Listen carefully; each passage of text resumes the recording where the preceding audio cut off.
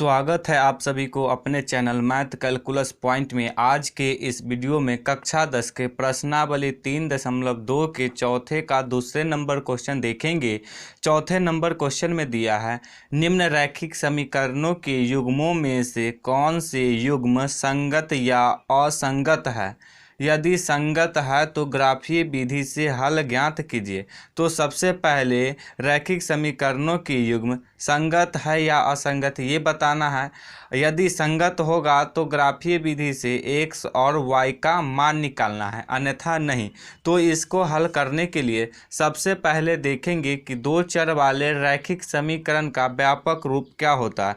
तो दो चर वाले रैखिक समीकरण का व्यापक रूप होता है a1x plus b1y plus c1 बराबर 0।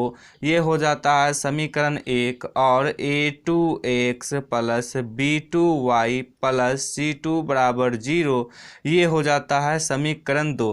तो यहाँ देखिए बराबर के इस तरफ 0 होना चाहिए था, लेकिन 8 है तो इसलिए 8 का पक्षांतर करेंगे तो 8 इधर प्लस में, इधर आके हो जाएगा माइनस में। और इसमें भी बराबर के इस तरफ 0 होना चाहिए था, लेकिन 16 है तो 16 का पक्षांतर करेंगे तो ये इधर प्लस में, इधर आके हो जाएगा माइनस में। तो अब लिख देंगे x माइनस वाई माइनस 8 बराबर 0 और 3x माइनस 3y माइनस 16 बराबर 0। इसको समीकरण 1 कह देंगे और इसको समीकरण 2 कह देंगे। अब समीकरण 1 को a1x plus b1y plus c1 बराबर 0 से तुलना करेंगे और a1 b1 c1 का मान लिखेंगे। तो अब तुलना करते हैं तो इसमें देखिए x का गुणांक है a1 और इसमें x का गुणांक कुछ नहीं तो 1 है, तो a1 का मान हो जाएगा 1। तो अब यहाँ पे लिख देंगे यहाँ a1 बराबर 1। अब देखिए इसमें y का गुणांक b1 है और इसमें y का गुणांक कुछ नहीं तो 1 है, तो b1 का मान हो जाएगा 1। तो अब लिख देंगे b1 बराबर, इधर माइनस लगा हुआ है तो ये -1 हो जाएगा, b1 बराबर -1। अब देखिए इसमें अचर पद c1 है और इसमें अचर पद -8 है, तो c1 का मान हो जाएगा -8। तो अब यहाँ पर लिख देंगे c1 बराबर -8।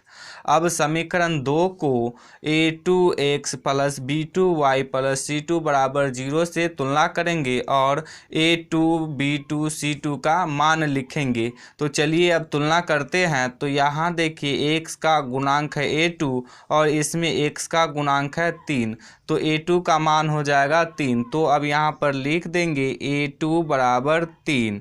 अब y का गुणांक इसमें है b2 और इसमें है -3, तो b2 का मान हो जाएगा -3। अब देखिए इसमें अचर पद है c2 और इसमें अचर पद है -16, तो c2 का मान हो जाएगा -16। अब a1 बट्टे a2, b1 बट्टे b2 और c1 बट्टे c2 का मान निकालेंगे। तो सबसे पहले a1 बट्टे a2 का मान निकालते हैं। तो यहाँ देखिए a1 का मान 1 है और a2 का मान 3 है, तो a1 के जगह पे 1 लिखेंगे और a2 के जगह पे 3 लिखेंगे। तो a1 बट्टे a2 का मान हो जाएगा 1 बट्टे 3। अब b1 बट्टे b2 का मान निकालेंगे तो b1 का मान है -1 और b2 का मान है -3, तो b1 के जगह पर लिख देंगे -1 और b2 के जगह पर लिख देंगे -3। तो माइनस से माइनस कैंसिल हो जाएगा, b1 बट्टे b2 का मान हो जाएगा 1 बट्टे 3। अब c1 बट्टे c2 का मान लिखेंगे। तो यहाँ देखिए c1 का मान है -8 और c2 का मान है -16, तो c1 के जगह पर लिख देंगे -8 और c2 के जगह पर लिख देंगे -16। माइनस से माइनस कैंसिल हो जाएगा। अब इसको काट भी सकते हैं, 8 एकम 8 और 8 दूनी 16, तो c1 बट्टे c2 का मान हो जाएगा 1 बट्टे 2। तो यहाँ देखिए 1 बट्टे 3 बराबर होगा 1 बट्टे 3 के, परंतु 1 बट्टे 3 बराबर नहीं होगा 1 बट्टे 2 के।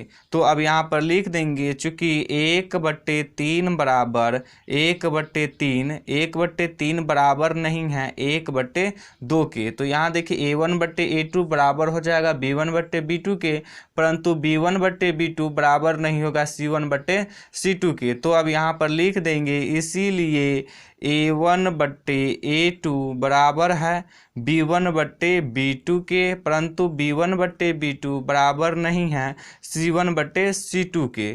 तो हम लोग प्रश्न संख्या 3 में देखे थे कि यदि A1/A2 बराबर हो B1/B2 परंतु B1/B2 बराबर नहीं हो C1/C2 तो रैखिक समीकरणों के युग्म असंगत होंगे। तो यहाँ देखिए ये इसी तरह का स्थिति है, A1/A2 बराबर है B1/B2 परंतु B1/B2 बराबर नहीं है C1/C2। तो अब लिख देंगे अतः दिए गए रैखिक समीकरणों के युग्म असंगत है। तो प्रश्न में देखिए, प्रश्न में क्या कह रहा था कि निम्न रैखिक समीकरणों के युग्मों में से कौन से युग्म संगत है या असंगत है। यदि संगत है तो ग्राफीय विधि से हल कीजिए, अन्यथा नहीं। तो यहाँ देखिए ये संगत नहीं है, ये असंगत है, तो इसलिए इसको अब हल नहीं करेंगे। यही हो जाएगा इसका आंसर।